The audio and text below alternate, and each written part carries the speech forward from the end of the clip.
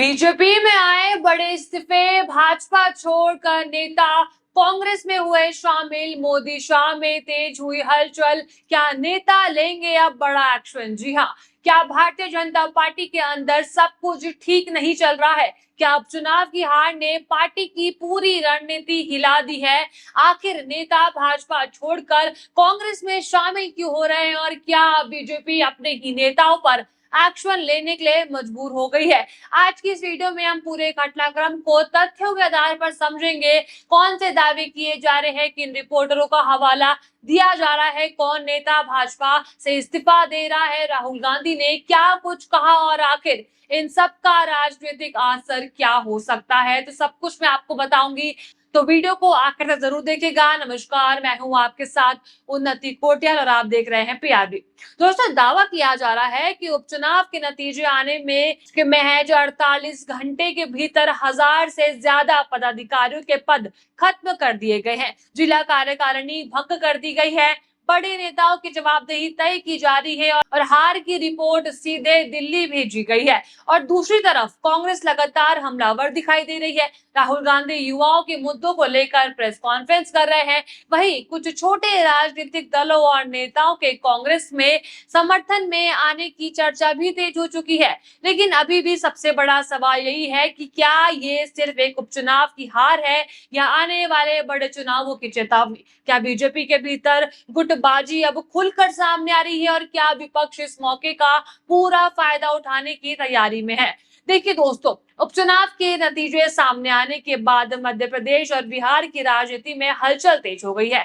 Social media से लेकर राजनीतिक गलियारों तक कई तरह के दावे किए जा रहे हैं। सबसे ज्यादा चर्चा इस बात की है कि भारतीय जनता पार्टी ने हार के बाद संगठन के अंदर बड़ा एक्शन शुरू कर दिया है।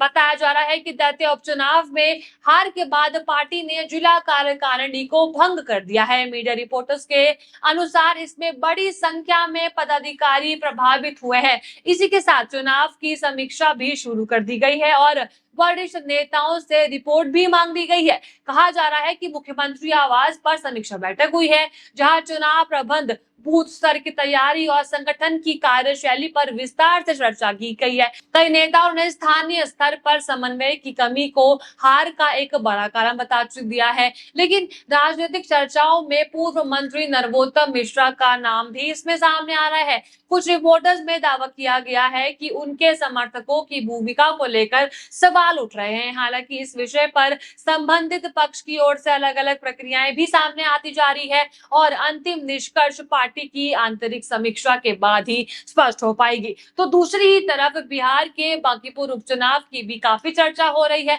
अटकलें लगाए जा रहे हैं कि क्या अब भाजपा में भी दल बदल होगा। पर लेकिन मैं ऐसा क्यों कह रही हूँ? मैं इसलिए कह रही हूँ क्योंकि भाजपा के नेता शिव शंकर प्रसाद ने प्रशांत किशोर को उनकी बांकीपुर की जीत की बधाई दी है। आप जरा उनका ये ट्वीट देख लीजिए। उन्होंने लिखा है कि श्री प्रशांत किशोर जी को जीत की बधाई हो। बांकीपुर की सम्मानित जनता के जनमत का हम सम्मान करते हैं।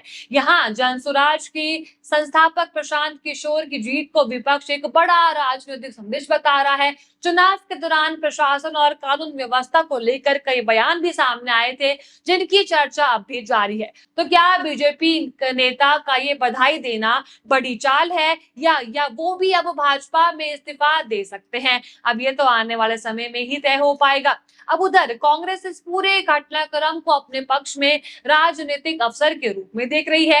नेता प्रतिपक्ष राहुल गांधी लगातार युवा, छात्रों और रोजगार जैसे मुद्दों को उठा रहे हैं। संसद के बाहर आयोजित प्रेस कॉन्फ्रेंस में उन्होंने प्रदर्शन करने वाले युवाओं से मुलाकात की और कहा कि लोकतंत्र तरीके से अपनी बात रखने वालों की आवाज सुनी जानी चाहिए। आप इस वीडियो को भी देख सकते हैं। देखा आपने कि इसमें दिख रहा है कि राहुल गांधी 3-4 छात्रों के साथ प्रेस कॉन्फ्रेंस कर रहे हैं, संसद के बाहर खड़े हुए हैं और सभी छात्रों को मौका दे रहे हैं कि जो भी उन्होंने प्रदर्शन के दौरान सामना करा था वो आकर बता सके। अब उनकी ये तस्वीर भी आप देख लीजिए। इसमें राहुल गांधी ने अपने हाथ में एक पोस्टर पकड़ा हुआ है और उसमें उस छात्र की तस्वीर है जिस पर पैलेट गन चलाई गई थी और उसमें साफ तौर पर लिखा है कि हु गेव द ऑर्डर, मतलब कि ये जो पैलेट गन चलाई गई थी उसका जो ऑर्डर था वो किसने दिया था। और ट्वीट में उन्होंने साफ तौर पे लिखा है कि देश के गृह मंत्री मुंह छुपा रहे हैं क्योंकि वो छात्रों के गुनाहगार है। इसी के साथ राहुल गांधी ने आरोप भी लगाया है कि छात्रों के साथ सख्ती बढ़ती गई है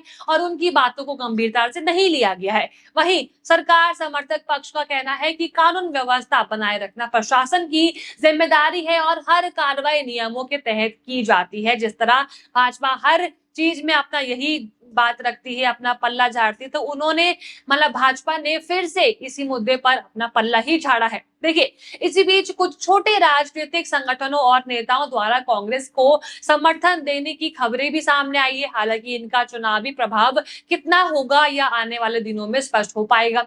अब सबसे बड़ा सवाल यहाँ पर ये आता है कि क्या उपचुनाव के नतीजे वास्तव में राष्ट्रीय राजनीति का संकेत है। देखिए, राजनीतिक एक्सपर्ट्स की राय अलग अलग है। कुछ का मानना है कि उपचुनाव स्थानीय मुद्दों पर लड़े जाते हैं, तो इसी के आधार पर बड़े चुनाव का अनुमान लगाना जल्दबाजी होगी। तो वही कुछ एक्सपर्ट्स का कहना है कि अगर लगातार ऐसे नतीजे आते हैं तो उनका मनोवैज्ञानिक और राजनीतिक असर बहुत ज्यादा जरूरी पड़ सकता है। अब बीजेपी के सामने फिलहाल दो बड़ी चुनौतियां दिखाई देती है।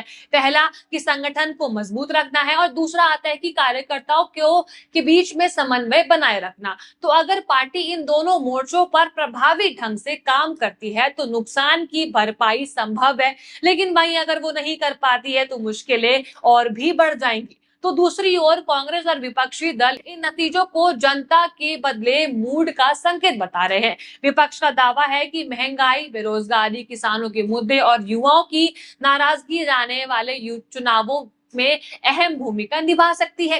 हालांकि चुनावी राजनीति में परिस्थितियां तेजी से बदल सकती है। कई बार उपचुनाव के नतीजे लोकसभा या विधानसभा चुनावों से बिल्कुल अलग भी साबित हुए हैं, इसलिए अंतिम फैसला हमेशा जनता के वोट से ही तय होता है। फिलहाल इतना साफ है कि दोनों प्रमुख राजनीतिक दल अब पूरी तरह चुनावी मोड़ पर आ चुके हैं। एक तरफ बीजेपी संगठन को मजबूत करने की कोशिश कर रही है, तो दूसरी ही तरफ कांग्रेस और अन्य विपक्षी दल सरकार को लगातार घेरने की रणनीति पर काम कर रहे हैं। अब देखना दिलचस्प ये होगा कि आने वाले महीनों में राजनीतिक समीकरण किस दिशा में जाते हैं और जनता किसे अपना समर्थन देती है। आपकी इसमें क्या राय है? आपको क्या लगता है? क्या उपचुनाव के नतीजे आने वाले बड़े चुनावों की तस्वीर बदल सकते हैं या ये केवल राजनीतिक परिस्थितियों की परिणाम है? आपको जो भी लगता है आप अपनी राय कमेंट बॉक्स में जरूर लिखिएगा। और अगर आपको वीडियो पसंद आई हो तो लाइक करें, शेयर करें और बने रहिए PRB के साथ। धन्यवाद।